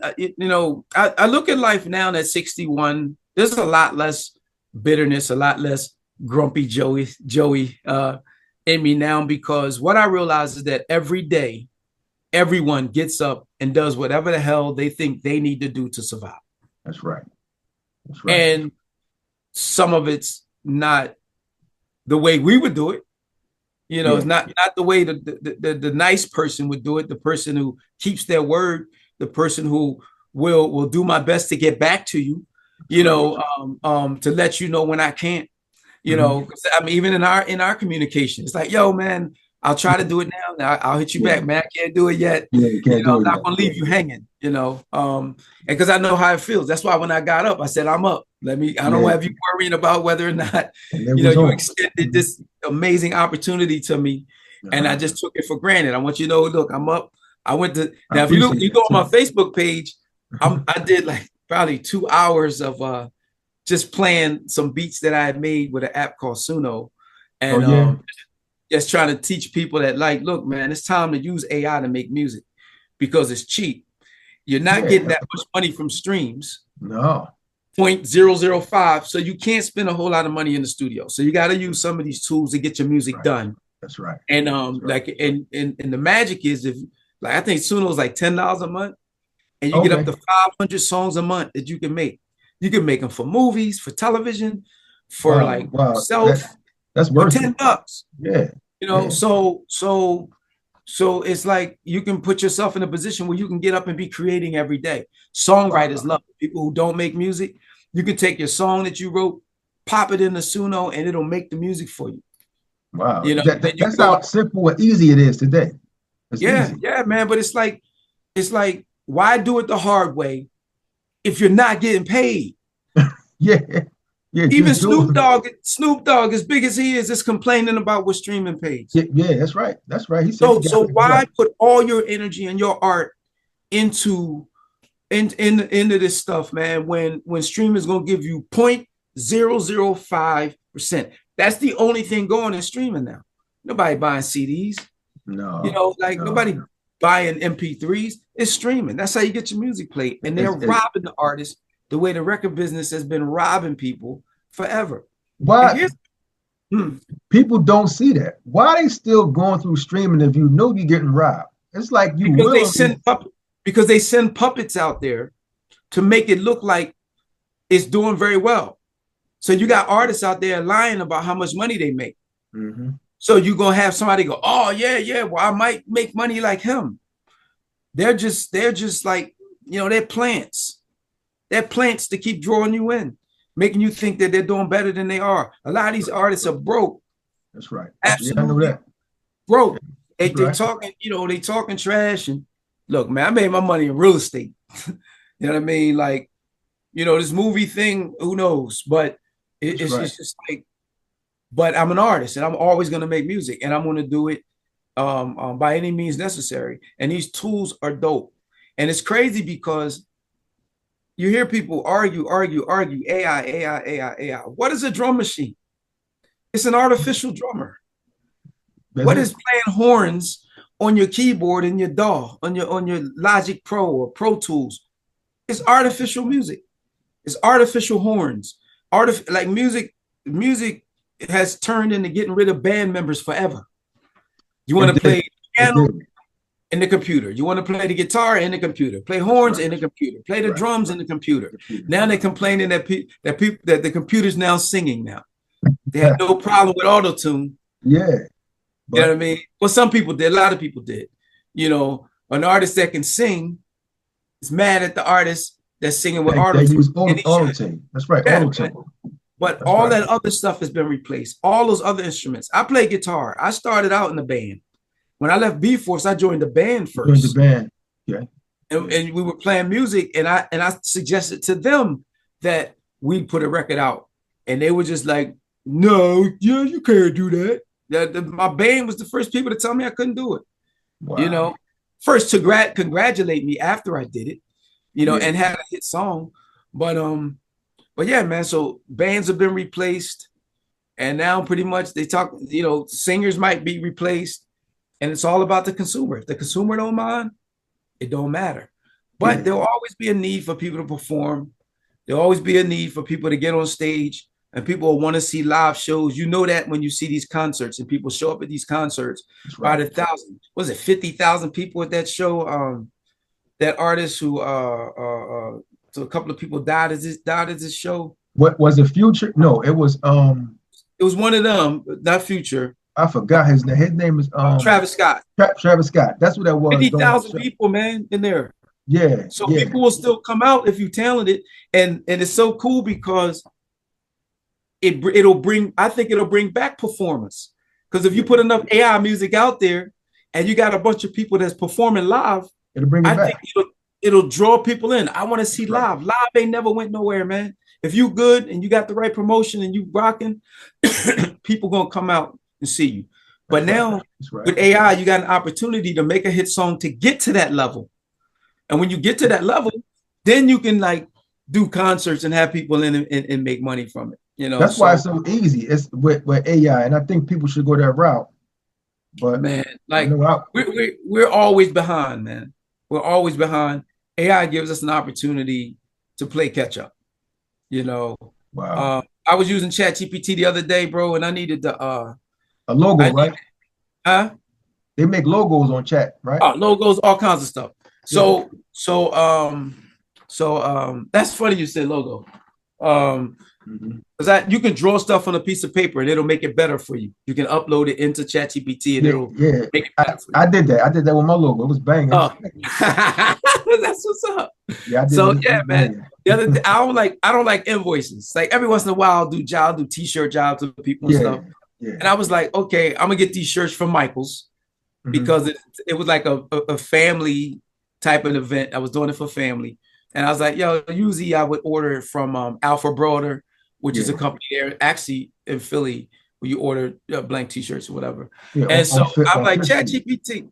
I said, ChatGPT, I'm going to use Michael's. I'm going to use their Gildan 5,000 t-shirts.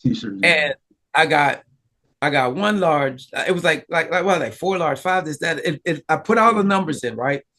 I said, give me an estimated cost of these shirts, and how much the shirts are going to cost me, and I'm printing them for $10 each because it was 2 colors. So and I said, now give me the other brand that's more money. Give me an invoice for that. Give me an invoice for both of them. Wow. Man, we're talking seconds. Spit out the invoices. I said, add $10 for the 2 colors. I said, add Nevada state tax. Put it in there. Bam, done. Wow. You know, there's a lot of helpful things in AI now, and it gives people that are productive, only productive people. It gives them tools to make it happen. And because I learned, man, like you know, if you're a productive person and you're an African American man, you got to use every tool that you can possibly use to get yourself an edge, to move yourself forward. Because big business, one thing people don't understand is that big business does not want you here. No. I don't care what you do for a living. I don't care how much they say, oh, entrepreneur. You think Sony wants you competing with them? You think they want you to make some headphones? No. You think record companies want you to do independent records? No. They don't want that. That's why they bought into Spotify, and now no artist is going to be able to go organically major unless they're on a major record label. But as far as that, Spotify taking over. Streaming, Spotify, you got all these situations going on, man. They just changed the rules, man. They said if you fortunately I got Go For It, and I got my Rocky stuff to keep it going, and I got my Brazilian music. I got stuff that I made that I didn't even know was hot. It just took off. I got songs people liked that I didn't even know people liked. Yeah, man. You got some stuff in there. That's right. Out there. And but for artists starting out, they set it up. It used to be like you could be nobody, put your stuff in Spotify, and it blow up and you get some money. Now they don't put any energy into the artist, and they got these thresholds. Like you can only get paid if it goes over $100.